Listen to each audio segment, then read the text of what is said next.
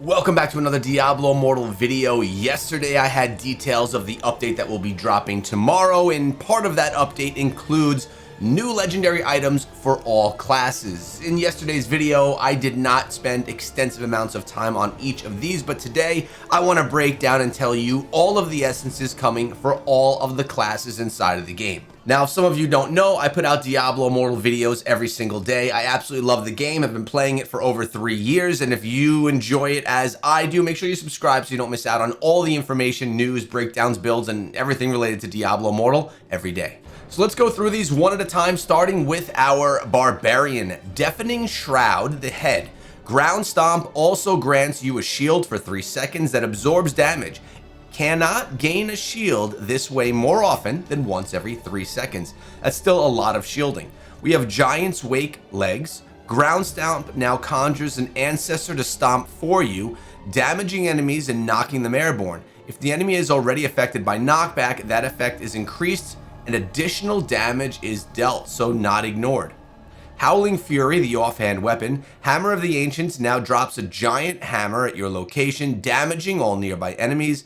Enemies affected by knockback are immediately forced to the ground, dealt additional damage, and stunned.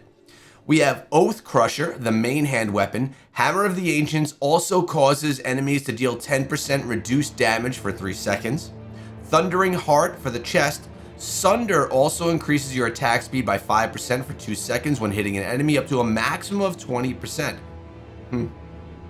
Tremors of War, shoulders. Sunder is now channeled, causing you to continuously jump forward, slamming the ground to damage nearby enemies, knocking them airborne, and shatter their armor. Hitting an enemy restores energy and reduces damage taken. So Hammer of the Ancients, Ground Stomp, and Sunder are all getting new essences from the Barbarian.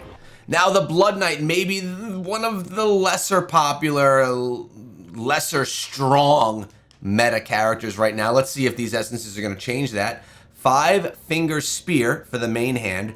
Whirling Strike now empowers you, causing each primary attack to launch an arc of blood that damages enemies and makes them bleed. Critical hits will cause arcs of blood to spin and damage all nearby enemies.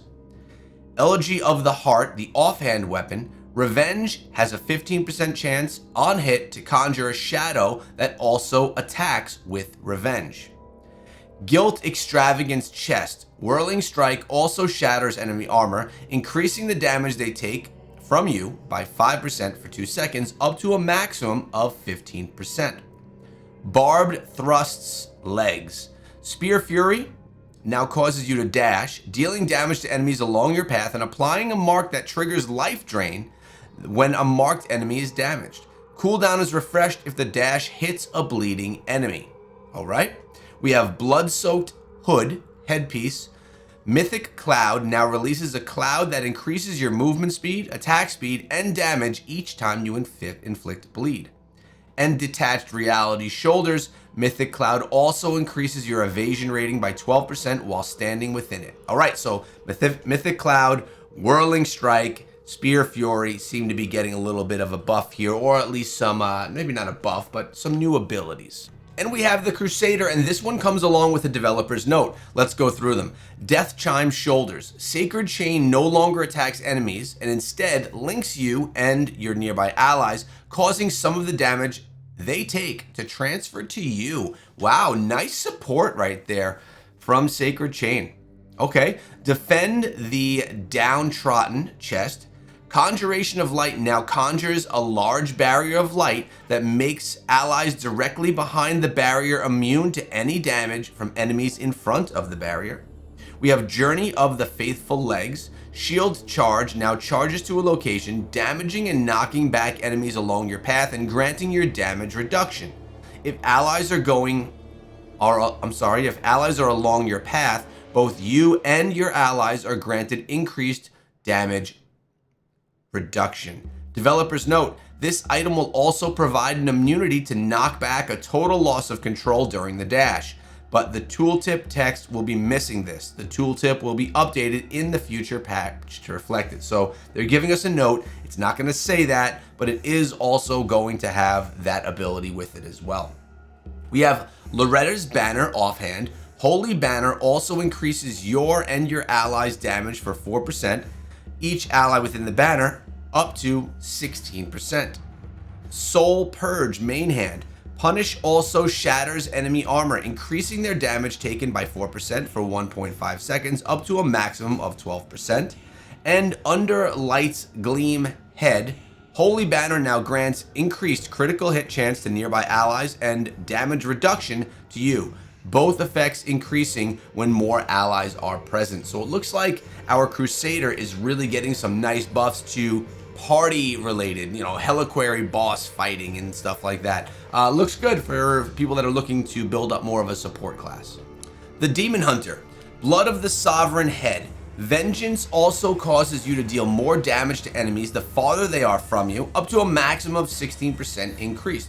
I like that because it's going to allow you to, keep your range as the Demon Hunter. The Burdened Self Shoulders, multi-shot damage is increased by 3% per yard you are from an enemy, up to a maximum of 24%. Again, a ranged buff. Cannonade Offhand, knockback shot is increased by 3% per yard you are from an enemy, up to a maximum of 24%. I can see this paired with something like a Bloody Reach and really getting some good damage from it. We have Cast of the Shackle's Legs. When Vengeance deals damage, enemies more than 5 yards from you are dealt additional damage can occur more than every 0.7 seconds to the same enemy. No Angel's main hand. Multi-shot now empowers you, during which each skill used will additionally fire a salvo of arrows that damage enemies. The first one that doesn't have to do with range. An Unfiltered Rage Chest. Vengeance now fires a piercing shot and roots you in a place for its duration, and can be used again to aim and fire pierce shots that damage, knock back, and slow enemies. So I think the Demon Hunter's been in need of some new play style, maybe a little bit of a new buff for a while now, and this, focusing on the range, I think could be fun for the class. The Druid, probably the class that needs the most new essences because it's the newest class with the least amount of essences. Blood and Mud, main hand. Rabid Might also increases your and your allies' critical hit chance for 8% for 2 seconds. Children of Ferocity, Shoulders. Circle of Life also increases your and your allies' primary attack speed by 10% for 5 seconds. Closed Fist to Open Heart Chest. Circle of Life now creates an area that follows you, granting increased damage to you and your nearby allies, again for support. Forevermore Mo, head. Oak Sage also triggers an explosion every 3 attacks, dealing additional damage to nearby enemies. Growth Spurt Legs. Rabid Might now targets you or ally, increasing maximum life while also damaging nearby enemies and knocking them airborne. If an ally is targeted, it also casts on you. And Humble Beginnings, the offhand, Summon Oak Sage now targets you or allies to summon Oak Sages that follow, automatically attacking whatever a primary attack is used. If an ally is targeted, both of you gain Oak Sage summons. Summon Oak Sage is one of my favorite skills of the Druid, which is funny because you would think it would be like transforming to a werewolf or a bear. But I think that that's a really solid one, and I like that it's got an attachment here to the primary attack as well. The Monk. The Dismal Traveler, Shoulders. Mystic Strike also causes your next primary attack within 3 seconds to trigger a lightning explosion, dealing additional damage to nearby enemies and inflicting shock for 2 seconds. The lightning explosion can only be triggered once every 0.3 seconds. Extinction Stroke, offhand. Fists of Thunder also applies a lightning mark for 3 seconds when it hits an enemy. Damaging a marked enemy 3 times will consume the mark and cause them to take additional lightning damage, increasing your movement speed by 40% and granting immunity to loss of control and knockback effects for 1 second. Can apply a lightning mark to the same enemy more than once every 6 seconds. Fighting Revere, head. Shield of Zen also increases your primary attack damage by 15%. Storm's Prelude, main hand. When the first strike of Fist of Thunder hits, primary attack damage is increased by 50% for 1 second. Can occur more than once every 6 seconds though. Worm Yoke Chest. Flying Dragon now empowers you, causing your next few damaging primary attacks to conjure thunder worms that seek out enemies to deal additional lightning damage. So as you can see, everything very focused on lightning here for the Monk.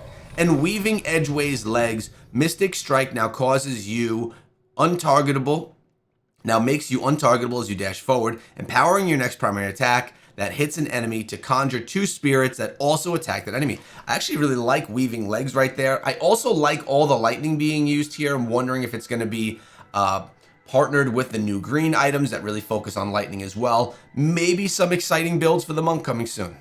The Necromancer, Spectre of Wrath, main hand. Borrowed time now empowers you or an ally, significantly increasing damage dealt, but also increasing damage taken. If life is reduced to 0 while empowered, immediately heal to full life, but gain a curse that continuously drains life until dead. Killing an enemy player removes the curse.